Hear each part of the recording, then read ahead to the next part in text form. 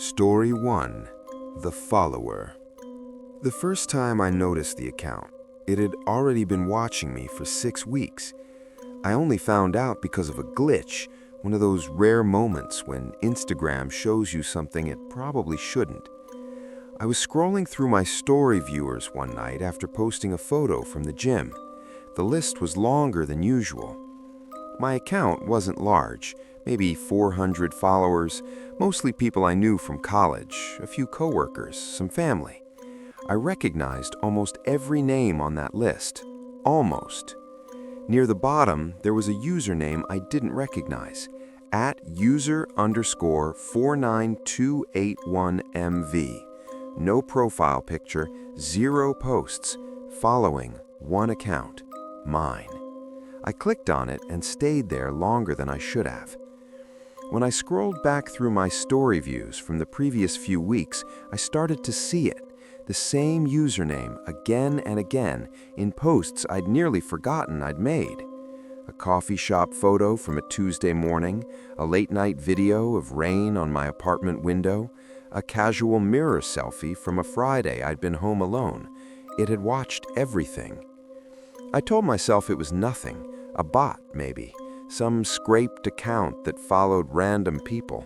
That happened all the time. I blocked it and didn't think about it again. That was my first mistake. I worked as a leasing agent at an apartment complex on the north side of the city.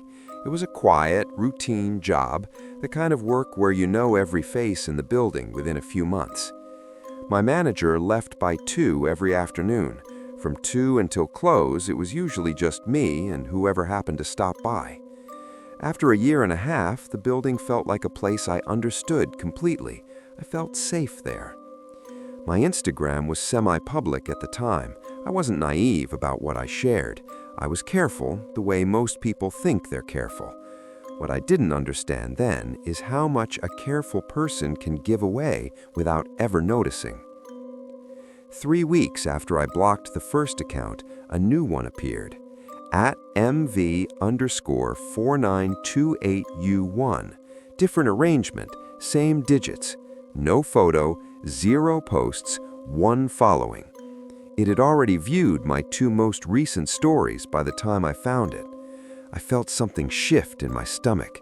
Not panic, not yet, just a cold, specific discomfort, the kind you get when a coincidence stops feeling like one. I screenshotted the account name and blocked it. Then I switched my profile back to private. I mentioned it to my coworker Dana the next morning. She was practical about most things, and I expected her to wave it off. She didn't entirely. "Same numbers, different order?" she said. "That's not a bot, that's a person." I'd already known that somewhere underneath the part of me that wanted it not to be true. That afternoon, I went through my followers list and removed anyone I didn't recognize. I turned on the setting that required me to approve new followers. The account that appeared 4 days later had a profile picture, a stock photo of a city skyline, generic, but it had already viewed my most recent story, a 10-second clip of my drive home, familiar street signs visible through the windshield for maybe 2 seconds. 2 seconds. I stared at that for a long time. I reported the account. Instagram's automated response came back within the hour. It didn't violate community guidelines. For about 3 weeks after that, nothing happened. I started to relax. I told myself whoever it was had gotten bored, had moved on. I started posting again in late October. Small things, a photo of a book, a short video of the first cold morning, frost on the cars in the parking lot outside my apartment. I didn't tag locations. I cropped out anything identifiable. The account that requested to follow me 2 days later had a real-looking name, common enough to be plausible, specific enough to feel like a real person. The profile had a few posts, landscape photos, blurry gym selfie, a photo of food at a restaurant. I didn't approve it, but what I noticed was the followers list. Most of the people this account followed were either private or had no content. There was no social graph that made sense. The account was maybe 6 weeks old. Then I went back through my own post history, 3 months of likes and comments, looking for traces. In the likes on a photo from August, I found a username I'd removed weeks earlier. When I clicked on it now, it was gone, deactivated.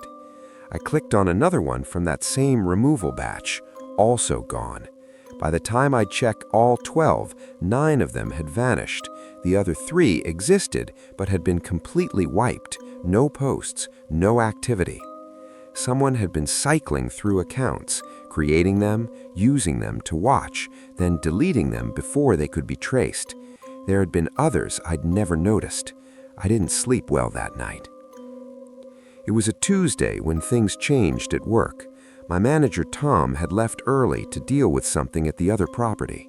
By noon, it was just me, 2 showings scheduled, one at 2, one at 4. The 2 o'clock showing didn't come. That happens sometimes. I waited 15 minutes, sent a follow-up email, noted the no-show, and moved on. Around 3, I was at the front desk going through applications when I noticed someone in the parking lot. He was standing near the far end, past the last row of cars, close to the iron fence, just standing, not walking toward a car, not on his phone, not doing anything in particular. He was wearing a dark jacket, and he was facing the building, facing my window. I watched him for a moment, tried to place him as a tenant, couldn't. He didn't have the posture of someone who belonged. Most people moving through a parking lot have somewhere they're going. This man looked like he was waiting. I looked back down at my screen. When I looked up a few minutes later, he was gone. I told myself he was waiting for a ride. I told myself it was nothing. My 4 o'clock arrived on time, a young couple looking at a 2-bedroom on the 2nd floor. I took them up, walked them through the unit, answered questions about utilities and lease terms. We were up there maybe 30 minutes. When I came back down and returned to the front office, there was a folded piece of paper on the floor just inside the door. The door had been locked. I always locked it when I left the desk for a showing. The paper had been slid under the door. I stood there for a moment, aware of the couple behind me still making small talk. I picked it up. It was blank on the outside. I unfolded it. Inside, in clean, printed handwriting, not typed, just a person's handwriting, were 6 words. I know where you live now. I refolded the note. I answered the couple's question about parking spaces. I walked them to the front, handed them an application packet, and told them to reach out with any other questions. I was professional and calm and completely hollow. When they left, I locked the front door.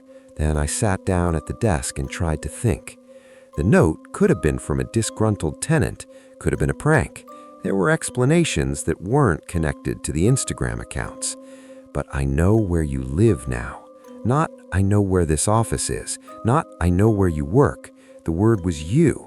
That was aimed at a person, not a place. I went to the window and looked out at the parking lot. It was fully dark by then, the overhead lights casting yellow pools across empty asphalt.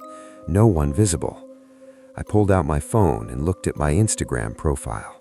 The last story I'd posted 3 days ago was a short video from a grocery store parking lot. I'd cropped the shot so you couldn't see street signs.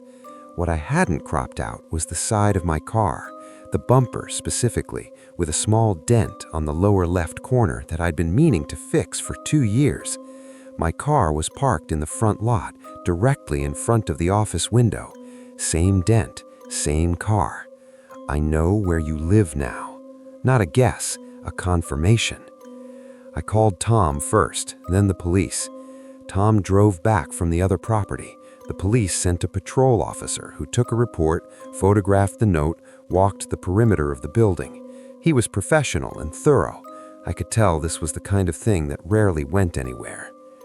The security footage showed nothing useful. The camera angle only covered the main door, not the ground in front of it. The note had been slipped from the side, through a narrow gap at the bottom I'd never noticed before. Whoever did it knew that gap was there. I stayed with a friend for 2 weeks. I changed my locks. I changed my routine. I took different routes. I started noticing things I'd never noticed before.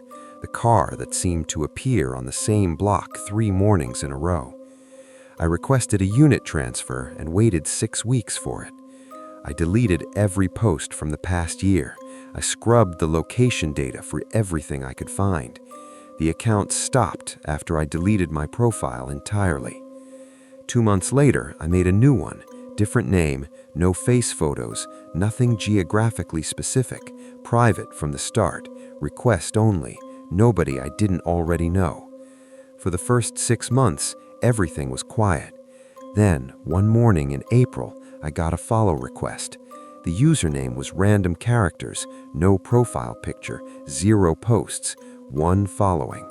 I denied the request and reported it and went about my day, the way you do when you've learned that reacting is exactly what someone wants. The man in the parking lot. I only saw him from a distance through glass. I couldn't describe him with any certainty. What I've never been able to verify is whether he was actually a stranger. Whether, if I'd seen his face clearly, I would have recognized him. Whether he still walks past me now. Subscribe for more chilling tales. Story 2. The Location Tag. The message came in at 11:47 p.m. and it said, "I was there too. Small world." I stared at it for a long time before I typed back. Attached was a screenshot of my own Instagram post, a photo I'd taken that afternoon at a trailhead parking lot about 40 minutes outside the city. I'd posted it around 4 p.m. without tagging a location. Just a shot of the tree line and the gravel lot with the caption about needing to get outside more. Nothing identifying, I thought. The account that sent the DM was someone I vaguely knew, a person named Caleb who I'd met once at a mutual friend's birthday 2 years ago. We'd never spoken since, but we followed each other in that casual, low-stakes way you accumulate followers over time. I looked at his profile, recent posts, a normal life, nothing alarming. I typed back, "Oh, weird, were you hiking up there?" His response came fast. "Yeah, saw your post and thought that looked familiar. You get good weather?" We exchanged 3 or 4 messages of comfortable, meaningless small talk, and that was it. What I should have asked, what I would give a great deal to have asked in that moment, was how he'd known which trailhead it was. I hadn't tagged a location. I hadn't named the trail. The photo was a gravel lot and a tree line. There were dozens of trailheads within an hour of the city that looked exactly the same. He'd known anyway. I grew up in a small city and moved to a larger one after college to work in pharmaceutical sales, the kind of job that's mostly driving, mostly phone calls, mostly territory management across a wide patch of suburban and semi-rural geography.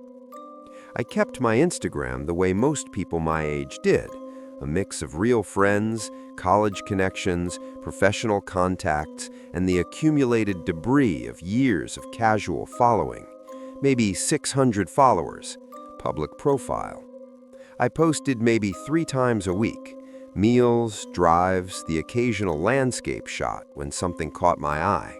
I didn't think of it as broadcasting my location. I thought of it as sharing ordinary moments. This is the part I'd change if I could go back. Not the specific posts, the assumption underneath them. 2 weeks after the message from Caleb, I posted a photo of my lunch, a sandwich place I'd discovered while doing a client call in a town about 25 miles from the city. No location tag, just the photo.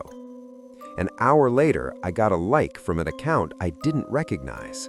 I clicked on it out of habit, the way you do when a stranger engages and you want to know if they're a bot or a real person. The account was sparse but real-looking. A few photos, a handful of followers, some accounts followed back. Nothing alarming. I didn't follow them back. I didn't think about it. That night, I was catching up on my story views. I'd posted several stories without checking the viewer lists closely, and I saw the same account near the top of almost every one. Not just recent stories, stories from 3 weeks ago, from a month ago. The account had been watching consistently in a way that felt more like monitoring than casual browsing. I blocked it. Then I went back through my post history looking at the thin trail of engagement I'd accumulated. In a post from 6 weeks earlier, a photo of my car at a rest stop, there was a comment I'd never noticed.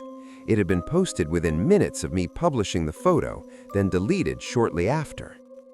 I only saw the ghost of it because of a notification I'd never cleared. The comment had said, "I know that exit." I want to be careful here because some people immediately ask why I didn't go to the police earlier. But you don't receive the information all at once. You receive it in pieces, days apart. Each piece by itself can be rationalized into something benign. A vague comment on a photo, a fast message from a near stranger, an unfamiliar account in your viewer list, a like from someone who shouldn't have known where that sandwich place was. Each piece alone is nearly nothing. What I had by early November was a loose collection of nearly nothings that I'd been cataloging almost unconsciously, in the way you catalog things you don't want to admit are significant. The thing that made them significant was a conversation I had with a friend who worked in software, specifically in data. I'd been describing the Caleb situation again, and she stopped me. "Did you have location services on when you took the photo?" she asked. I thought about it. I don't know, probably. I usually do. Photos store GPS coordinates in the metadata, embedded in the file. If you uploaded that photo with location on, the coordinates are in the image. But Instagram strips metadata, I said. They strip it on public display, she said. The file you uploaded still carried it.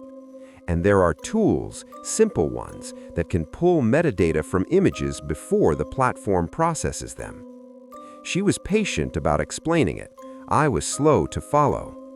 By the end of the conversation, I understood something that changed the shape of everything. Every photo I'd taken on my phone, with location services enabled, was a precise coordinate. My apartment, my workplace, every client's office, every rest stop, every trailhead. Someone with the right tool and the right motivation could have been extracting coordinates from my photos for months. The near strangers in my comments, the unrecognized accounts in my viewer lists, the fast like from an account that shouldn't have known where that sandwich place was. Someone had known exactly where I'd been, every time. I went through my phone that night and turned off location services for every application, then specifically for the camera. I went into my Instagram settings and started building a list of usernames I couldn't place. It was longer than I expected, much longer. I reported everything I could identify. I made the account private. I deleted 23 posts, the ones taken at or near my home or my most regular locations. My hands were steady while I did all of this. What crossed me into understanding was the DM I found that same night, buried in my message requests from 3 months earlier. It had come from an account I didn't recognize, filed under requests where I'd never seen it. It read, "Your apartment building is on Clarence Street, right? The one with the green awning?" My building had a green awning. I had never photographed it. I had never mentioned it. The photo that had given away my building's location had been taken facing away from it, a shot of the street at dusk. The green awning was visible only at the extreme left edge of the frame, barely distinguishable as a color at all. Someone had mapped it. They'd cross-referenced enough details, and they'd found me. Not my general neighborhood, my building, my floor possibly. I didn't sleep at all that night. The next morning, I called the police. The officer was honest about the limits of what they could do. No explicit threat had been made. The metadata extraction wasn't illegal in most jurisdictions. The engagement trail was circumstantial. He suggested I contact Instagram directly, document everything, and vary my routines. I asked if I was in danger. He said he couldn't tell me I wasn't. I asked my company if I could switch territories for a few months. They agreed. I started driving different routes. I stopped taking photos anywhere near my apartment. I moved my car to a different spot every day. For about 2 months, nothing new appeared. In January, I posted one photo, a deliberate one, taken at a location I'd never been before, with location services off, at a time when I knew I would immediately leave. A test. Within 12 hours, the photo had been viewed from an account I'd never seen before. No engagement, just a view. I took the photo down and reported the account. But what I found when I looked at that viewing account's activity was a following list that included not just me, but 4 other people, women around my age, all from the same city, all with public or semi-public profiles. I didn't know if they knew. I sent each of them a direct message, careful, non-alarming, specific, that I'd noticed an unusual account, that it had been connected to a pattern of behavior targeting me, that they might want to check their follower lists and their message requests. 2 of them responded. One thanked me and said nothing more. The other sent back a message that said only, "How long has it been watching you?" I told her 6 months as far as I could trace. She said, "Me too." I've thought about that exchange a great deal since then. 2 of the 4 never responded. I don't know what that means. I don't know if they saw the message and moved on, or never saw it at all. I still don't know who was behind any of it. And sometimes I think about the 2 women who never responded to my message, whether they read it and moved on, whether they're still out there posting, location services quietly on, giving away coordinates they don't know they're giving away, whether someone is still collecting them. Story 3. The Impersonator. My sister called me on a Wednesday to ask why I'd been ignoring her messages. I told her I hadn't received any. There was a pause on the line that I still think about. "I've been messaging you for 2 weeks," she said. "You've been answering." I was sitting at my kitchen table when she said that, and I remember the specific quality of the silence that followed. "I haven't answered anything," I said. "I haven't gotten anything." Another pause. "The account that's been talking to me," she said slowly, "it has your name, your photos. It says it's you." I should explain a few things about my relationship with my sister before I go further. Mara is 2 years younger than me. We'd grown up close and stayed close through adulthood, the kind of siblings who texted constantly and had the comfortable shorthand of people who'd spent their whole lives in proximity. We finished each other's sentences. We recognized each other's moods. We knew the rhythm of how the other person communicated, the particular cadence of a text, the specific way a message landed when it was real. She hadn't noticed. For 2 weeks, she'd been having what she believed were completely normal conversations with me about our mother's health, about her job situation, about a problem she was having with her landlord, about a loan she needed. When she told me about the account, my first instinct was to look at my own profile and confirm it was still there, still mine. It was. Everything looked normal. My photos, my followers, my follower count. She sent me a screenshot of the account that had been impersonating me. It was almost exact. Same profile photo, a picture of me from a family event 3 years ago, lifted directly from my page. Same bio, copied word for word.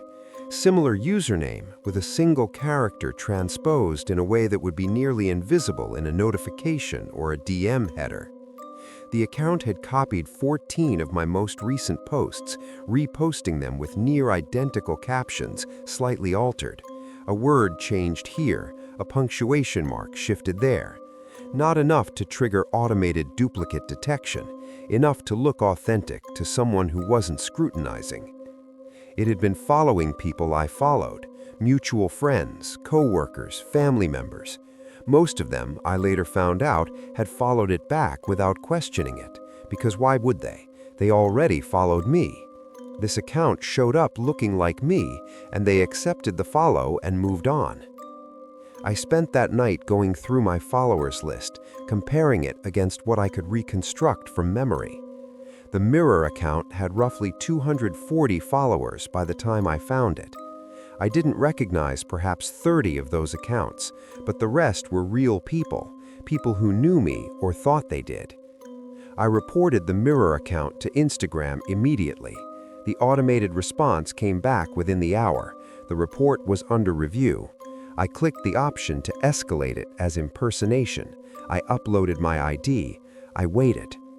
While I waited, I started contacting people. This part was harder than it sounds. I had to tell people I knew that they had been talking to someone pretending to be me for an unknown period of time. The responses varied. Some people were immediately concerned and helpful. Some were defensive, not wanting to believe they'd been fooled. A few went very quiet in a way that told me the conversations had been more significant than I had anticipated. My coworker Priya had told the Mirror account something personal about a conflict she was having with our manager, something she'd never told the real me. When I asked her about it carefully, she went pale. "I thought you already knew," she said. "I thought you'd been kind about not bringing it up." A college friend named Thomas had agreed in conversation with the Mirror account to let me borrow money, $2,000. The Mirror account had said I was dealing with a family emergency and was embarrassed to ask. Thomas had been about to transfer it when something made him pause, a slight strangeness in how the account had phrased a follow-up message, a word that didn't sound like me. He hadn't transferred the money yet. He'd been waiting for me to confirm. I had never confirmed anything because I hadn't known. Let me tell you what a precise thing this impersonation was. The person behind it had studied me, not casually, with attention. They had read my posts carefully enough to approximate my writing style, including the specific way I punctuated messages, the level of formality I used with different people, the humor I deployed and when. They had identified the people in my life who were closest and most likely to share personal information. They had engaged those people most actively. They had not made the mistake of asking for money immediately. They had simply been me at low stakes for long enough to establish trust. A month, possibly longer, building credit, building intimacy. When they did start asking for things, they had enough established goodwill that the request seemed natural. This is what I mean when I say the impersonation was precise. It wasn't a blunt grab, it was patient and strategic and built on an accurate understanding of how I operated in the world. Whoever did this knew me, not just my photos, my patterns. The Mirror account was taken down 5 days after I reported it. 5 days during which it continued operating, continued interacting with people, continued being me to anyone who didn't know to look closely. By the time it was gone, I had spoken to 19 people who had interacted with it. The conversations ranged from trivial to deeply personal. 2 people had shared information they'd intended only for me. 1 had nearly sent money. Another had agreed to something I still haven't been able to fully piece together, a favor involving a physical address that they'd been asked to confirm was correct. The physical address was mine. That person had confirmed my home address to the Mirror account 2 weeks before I found out any of this was happening. They'd thought they were confirming it to me for a reason that made sense at the time, a supposedly forgotten delivery, a vague logistical reason the Mirror account had constructed carefully. I moved within the month. Same city, different building, different street, different neighborhood. I changed my Instagram username, rebuilt my profile from scratch, set everything to private with manually approved followers only. I notified Instagram of the address disclosure as part of my impersonation report. Instagram acknowledged it. I still don't know if they did anything. The police investigation went the way these investigations often go, slowly and then not at all. The Mirror account had been created through a VPN. The email address used for registration was a temporary one. The IP traces led to nowhere definitive. The person had been careful in ways that suggested either technical knowledge or careful research into how to avoid being found. I still don't know who it was. I've thought about it, the way you think about a wound that doesn't fully close, returning to it, pressing on it gently, seeing if it still hurts. It still hurts. What I keep coming back to is the precision, the patience, the understanding not just of my surface, my photos, my username, my bio, but my interior, my relationships, my vulnerabilities. The specific people in my life who would share something personal if I seemed open and warm and like I was in a safe conversation. Someone had watched me long enough to understand all of that. Maybe through my posts, maybe through the accounts of people I interacted with, following the threads of my social life outward from my public profile. Maybe through observation I was never aware of. I look at my photos from that period sometimes, the casual ones, the everyday ones, the ones I posted without thinking because it was just a normal day and the light was nice. I look at them and I think about someone studying them, not enjoying them, studying them, learning how I talked, what I cared about, who I trusted. I had given them everything they needed, a little at a time, without ever knowing I was being read. Mara still feels guilty, even though I've told her there was nothing she could have done.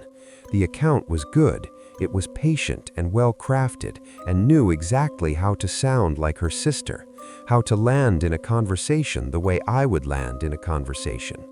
She told me a few months later that there was one moment where she'd felt something was slightly off, a message that had come in late, past midnight, that was a little too eager, a little too warm in a way that didn't quite match how we usually talked that hour. She dismissed it, assumed I was having a hard week, assumed she was being oversensitive. She thinks about that moment now the way I think about the photos. The question neither of us can answer is how long it went on before the 2 weeks we know about, whether the Mirror account had made contact before my sister, tested other people, learned from them, gotten better before it came to her, whether there were conversations I'll never find out about. I rebuilt slowly, new account, different name, 11 manually approved followers, the feed sparse and familiar. I knew every account, every face. It felt like starting over in a smaller room. I went back to work. I functioned normally. Most days I didn't think about it, but I noticed things I hadn't noticed before. The way I scanned faces in a room, the way I read messages twice before responding, making sure the voice sounded right. I started listening to myself speak differently, aware of my own patterns as patterns, the specific rhythm of how I asked questions, how I expressed concern, how I said goodbye. All of it data that someone had collected and used. Thomas and I are still friends. It took a few months to stop feeling strange between us. He still occasionally references it, not often, just sometimes, the way you reference something that left a mark without meaning to. I understand. It left a mark on me, too.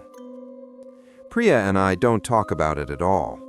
We went back to normal quickly, which I think was what both of us needed.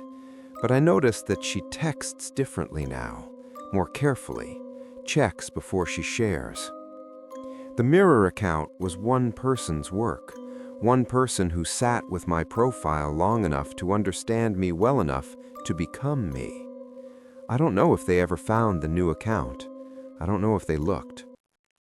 Sometimes I post something small, a book I'm reading, a view from a walk, and I sit with the notification screen for a moment after, checking the viewer list the way I never used to, looking for something that doesn't belong. Mara and I talk every week still, but there are moments mid-conversation when one of us says something that lands slightly differently than expected.